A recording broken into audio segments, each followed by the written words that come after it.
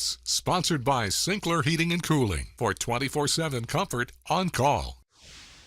Well, hello, Brad. Greetings, Chris. Before we get to today's main story, thank you.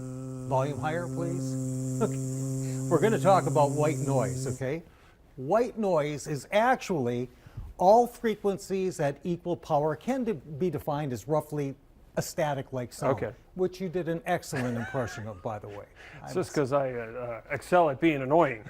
I wouldn't say that.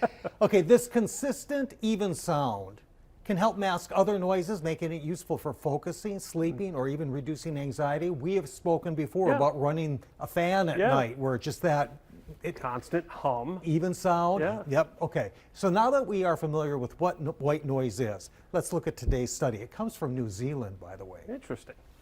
Study shows sound can make beer brew faster. Huh. So here's what they did. The researchers used a specialized device that is called a linear actuator.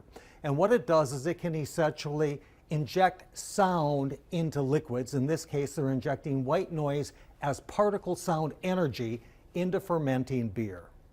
And they found the application of sound increases the yeast growth by maintaining a higher concentration of yeast cells throughout the column of suspension, where otherwise they might settle out a little bit, and therefore it might take longer for the fermentation process. But so this kind of keeps them activated? Correct. And because of that, fermentation is quicker. Its time is reduced by 21 to 31 hours. They did a number of different batches, and that was the average. But think about it, it's about a day quicker. Sure. Okay, and it did not significantly alter the flavor composition of the final beer. I want to show you a picture of their setup.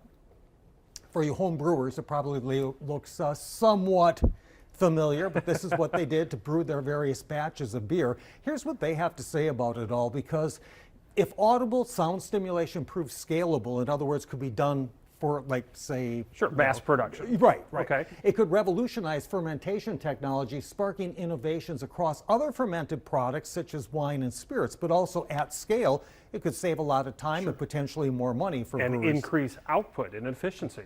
Correct. Which means? Correct. Yes. Okay. Okay. And then one other quick one for you. I'm not real sure if this is all that significant, but it sure is lighting up the internet. All it does is make me feel really old. Yeah. The CD turns 43 this year. It was introduced commercially back in 1982. Sony and Philips actually worked together to create CDs as we know them. They started in 79. They came out in 82.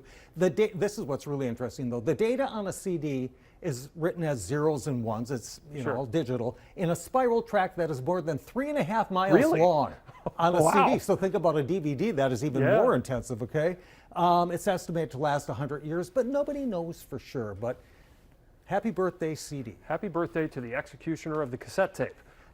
And 8-track. And 8-track. Yeah. Exactly. Although vinyl's making a comeback, you never know. You never know. Hold on to them, because apparently they're good for a very long time. Right. All right, Brad, thanks so much. We'll see you tomorrow. Still to come at 4:30.